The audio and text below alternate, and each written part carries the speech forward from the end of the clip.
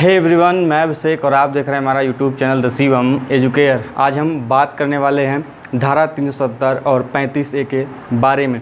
ये हाल का करंट का टॉपिक है और काफ़ी इम्पॉर्टेंट भी है।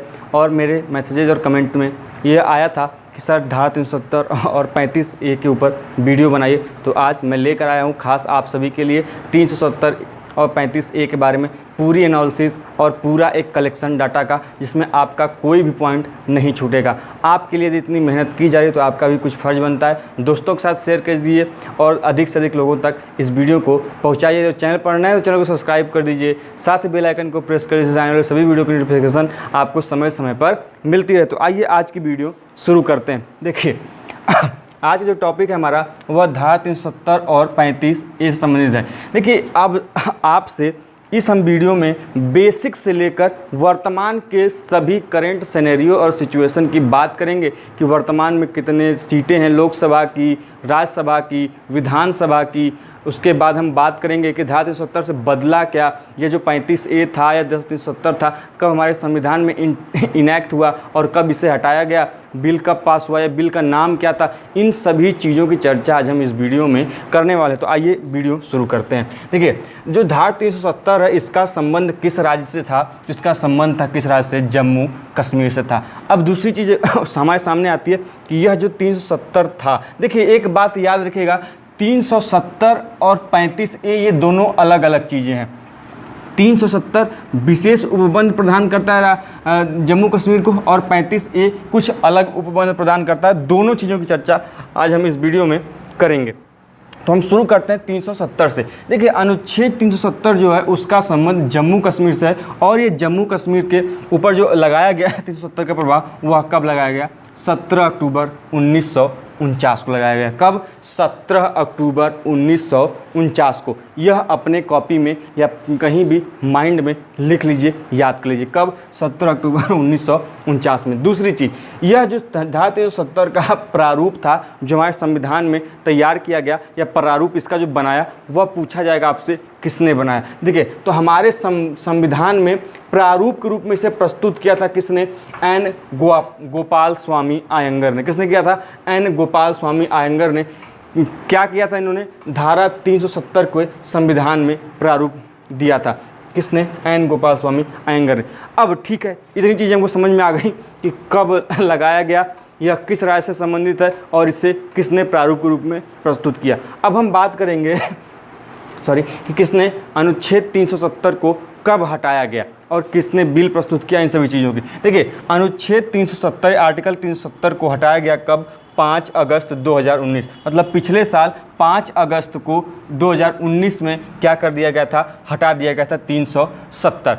अब दूसरी चीज़ कि यह किस बिल के तहत हटाया गया 370, पूछ लेगा बिल, तो वह क्या है, जम्मू कश्मीर पुनर्गठन बिल। उस बिल का क्या नाम था जिसके तहत यह चीज़ें हटाई गई, उसका नाम था जम्मू कश्मीर पुनर्गठन बिल। और यह बिल किसके द्वारा प्रस्तुत किया गया, तो यह बिल प्रस्तुत किया गया किसके द्वारा, अमित शाह के द्वारा। किसके द्वारा, अमित शाह के द्वारा। अब इस बिल में क्या प्रावधान थे, तो दो मेजर प्रावधान हमें देखने को इस बिल में मिलते हैं। कौन कौन से, पहला कि धारा 370 और 35A का प्रभाव जो जम्मू कश्मीर राज्य के ऊपर है वह क्या हो जाएगा, समाप्त हो जाएगा। और दूसरा कि यह जो जम्मू कश्मीर क्षेत्र है उस जम्मू कश्मीर राज्य को अब दो अलग अलग केंद्र शासित प्रदेशों अर्थात जम्मू कश्मीर और लद्दाख, दो अलग अलग केंद्र शासित प्रदेशों में बांट दिया जाएगा। तो आपसे क्वेश्चन ये भी पूछा जा सकता है कि जब जम्मू कश्मीर का क्या किया गया, 370 हटाया गया और केंद्र शासित प्रदेशों में बांट दिया गया, तब कुल उस समय कितने राज्य और कितने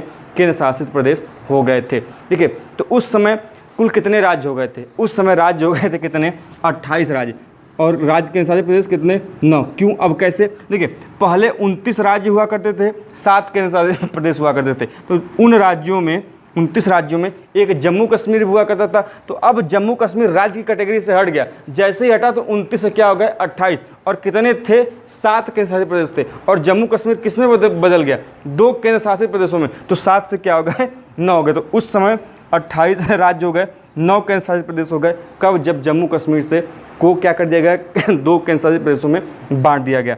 अब वर्तमान की बात करें तो वर्तमान में 28 राज्य एवं कितने केंद्र शासित प्रदेश हैं? 8। कैसे कि दमन एवं दीव तथा दादर एवं नागर हवेली को भी एक में मर्ज कर दिया गया, जिससे दोनों मिलकर एक हो गए। तो 9 थे तो 9 में से 1 हटा दीजिए, 8 हो जाएगा। मतलब वर्तमान में 28 राज्य एवं 8 केंद्र शासित प्रदेश हैं। यह प्रश्न भी आपसे पूछा जा सकता है। अब हम बात करें जम्मू कश्मीर के प्रावधान को लेकर, जब ये चेंजमेंट हुआ तो उसके जो पॉलिटिकल सनेरियो है उसमें क्या चेंजमेंट आई। देखिए पहले भी वहाँ पर लोकसभा से चीज़ें थी, वहाँ पर भी विधानसभा थी, लेकिन अब हम बात करें एक चीज़ की कि वर्तमान में जम्मू कश्मीर में लोकसभा कितनी सीटें हैं, राज्यसभा कितनी है, विधानसभा कितनी। देखिए वर्तमान में जो लोकसभा से जो चुन के सदस्य आएंगे उनकी संख्या कितनी है? 5 है। इन सभी चीज़ों को आप लिख लीजिए, यह मोस्ट इंपॉर्टेंट है कि क्या है, मोस्ट इंपॉर्टेंट टॉपिक है।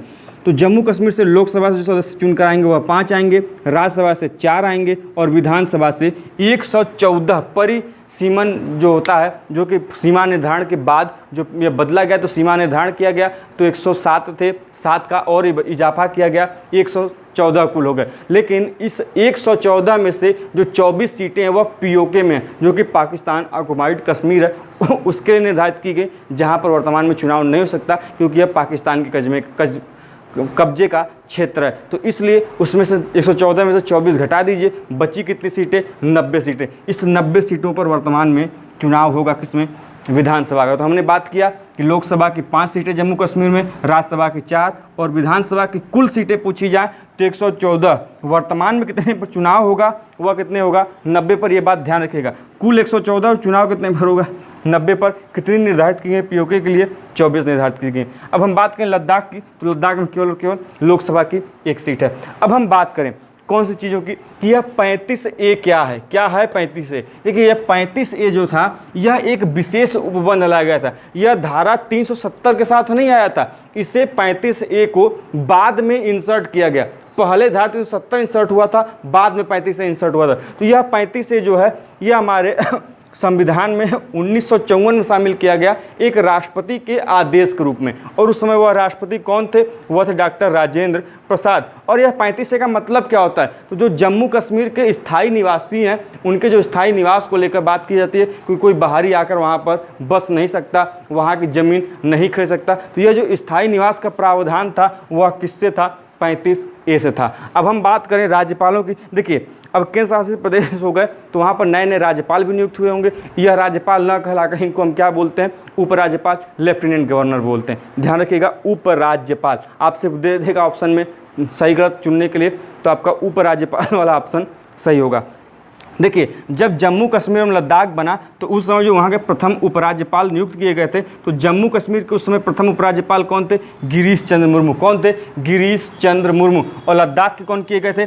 RK माथुर। कौन किए गए थे? RK माथुर। लेकिन वर्तमान की बात करें तो वर्तमान में जो गिरीश चंद्र मुर्मू हैं इनको हटा दिया गया, मतलब इन्होंने इस्तीफा दे दिया और ये क्या बन गए हैं वर्तमान में?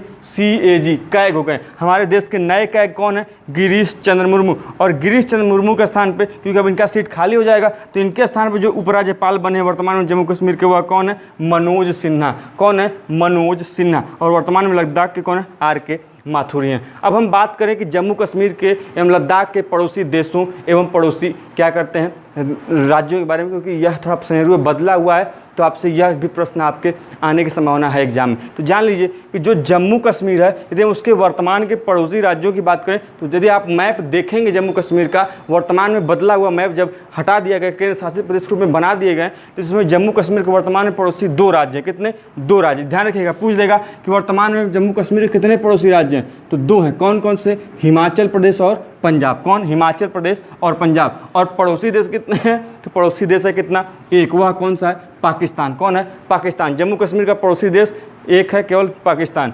अब बात करें लद्दाख की। लद्दाख में वर्तमान जो सीमा लगती है राज्यों से, केवल और केवल 1 राज्य से इसकी सीमा लगती है, वह पड़ोसी देश कौन है? पड़ोसी राज्य कौन सा है? हिमाचल प्रदेश। कौन है? हिमाचल प्रदेश। हम बात करें पड़ोसी देशों की, देखिए कहीं कहीं पड़ोसी देशों में आपको 3 देश इसके पड़ोसी देश दिखाई देंगे, कहीं 2, कहीं अलग अलग मिलेगा, लेकिन मेरे हिसाब से होने चाहिए 2, लेकिन तीनों मैंने इसलिए लिखा है क्योंकि आपको जानकारी उसकी भी हो। देखिए पाकिस्तान और चीन, इनका तो डायरेक्ट है लद्दाख से क्या सीमा, लेकिन जो अफगानिस्तान है, अफगानिस्तान का जो क्षेत्र है, पीओके वाला जो क्षेत्र आता है, जिसकी सीमा हमारे साथ सीधा नहीं साझा होती है, लेकिन फिर भी इनडायरेक्टली हमारी सीमा क्या है? अफ़गानिस्तान से लगती है तो हम 3 भी है, लेकिन वैसे माना जाए डायरेक्टली सीमा में तो 2 हैं कि कौन कौन से, पाकिस्तान और चीन, और इनडायरेक्टली किसके साथ है तो वह है अफ़गानिस्तान। आज का जो लास्ट टॉपिक है इस पॉइंट का, इस सेशन का, वह है कि जम्मू कश्मीर और लद्दाख का हाई कोर्ट कहाँ पर है। देखिए पहले जम्मू कश्मीर या लद्दाख का हाई कोर्ट जो था वह कहाँ था, वह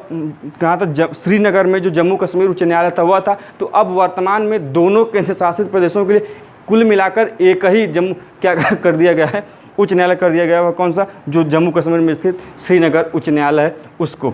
अब बात करें, यह जो विधानसभा थी जम्मू कश्मीर की, पहले इसका कार्यकाल 6 वर्ष हुआ करता था, लेकिन इसके चेंजमेंट के बाद यह जो एक्ट आया उसके बाद क्या हो गया, अब इसका कार्यकाल पुनः 5 वर्ष हो गया। अब देखिए इन चीज़ों के आने के बाद जो चीज़ें अन्य देशों में लागू होती थी, चाहे वह कोई आरटीआई हो या फिर कोई भी प्रावधान हो, वित्तीय आपातकाल या संसद कोई भी अधिनियम, अब वहाँ पर समान रूप से लागू होंगे, जो पहले नहीं हुआ करते थे। अब हर एक चीज़, चाहे फ्लैग हो, चाहे अपना संविधान, उनका अलग संविधान हुआ करता था, उनका अपना अलग फ्लैग था, अब ये सभी प्रावधान समाप्त कर दिए गए। अब अन्य देश राज्यों के भांति सामान्यतः हर नियम कानून वहाँ पर भी लागू होंगे। तो मैंने इस वीडियो में 370 के बारे में पूरी डिटेल में चर्चा की, हर एक फैक्ट को आपको बताया। यदि वीडियो पसंद आई हो तो प्लीज़ वीडियो को लाइक कर दीजिए, साथ ही दोस्तों के साथ शेयर कर दीजिए। मिलते हैं ऐसे इंटरेस्टिंग वीडियो के साथ नेक्स्ट वीडियो में, तब तक के लिए जय हिंद, जय भारत।